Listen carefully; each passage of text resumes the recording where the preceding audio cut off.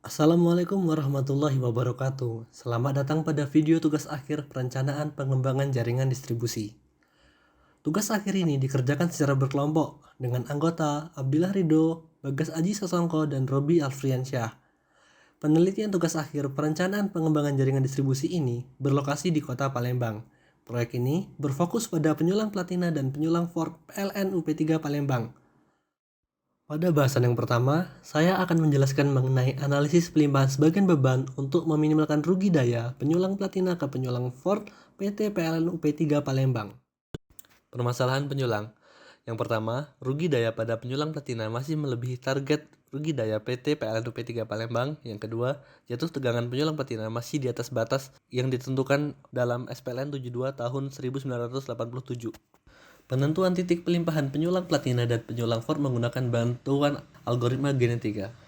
Sebelum menjalankan algoritma genetika, ditentukan terlebih dahulu lokasi calon titik pelimpahan.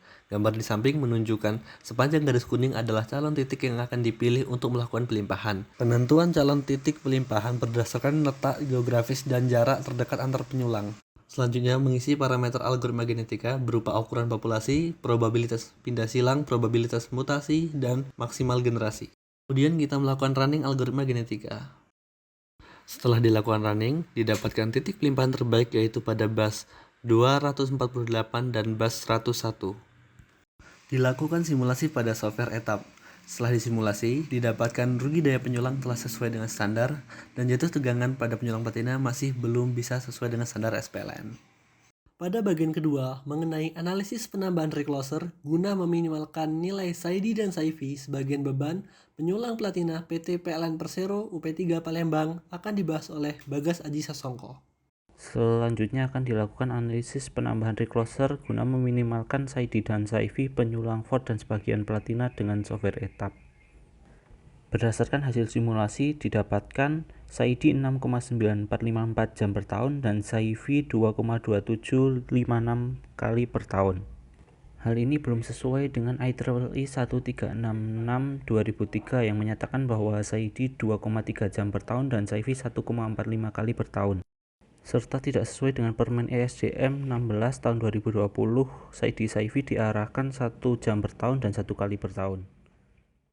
Maka diperlukan penambahan recloser yang disimulasikan dengan MATLAB dengan metode algoritma genetika. Dengan memasukkan ukuran populasi 100, probabilitas pindah silang 0,8, mutasi 0,1, maks generasi 100, dan jumlah recloser 1, maka didapat letak recloser dan SAIDI-SAIFI berikut. Saat dilakukan penambahan 2 buah recloser, maka akan didapat letak recloser, SAIDI, dan SAIFI seperti berikut.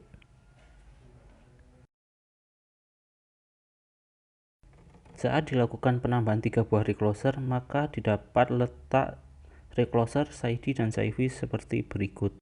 Dari pengujian penambahan recloser berikut, maka nilai SAIDI dan SAIFI telah sesuai dengan standar yang diinginkan. Dan didapat letak penambahan recloser dengan nilai SAIDI dan SAIFI seminimal mungkin.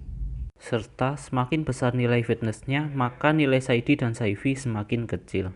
Pada subbahasan terakhir mengenai analisis perencanaan dan investasi biaya konstruksi joint feeder hasil pelimpahan sebagian beban penyulang platina dan penyulang Ford PT PLN Persero UP3 Palembang akan dibahas oleh Robi Alfriansyah.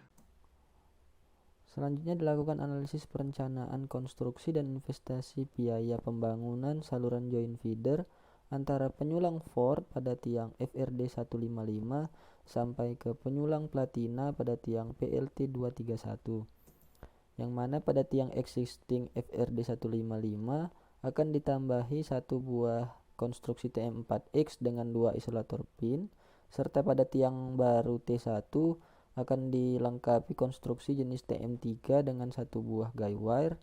Pada T2 dilengkapi konstruksi TM3 dengan satu buah guy wire.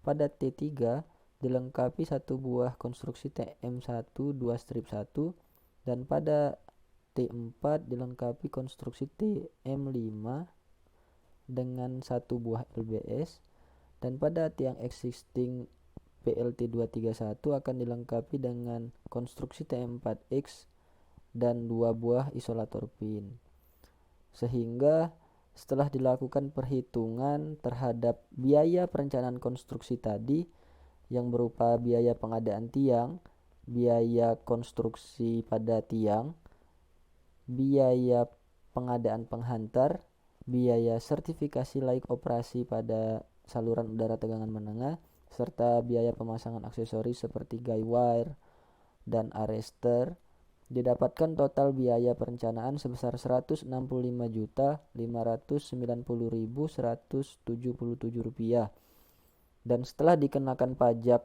PPN sebesar 10% dan setelah dilakukan pembulatan didapatkan total biaya perencanaan konstruksi sebesar Rp182.149.000.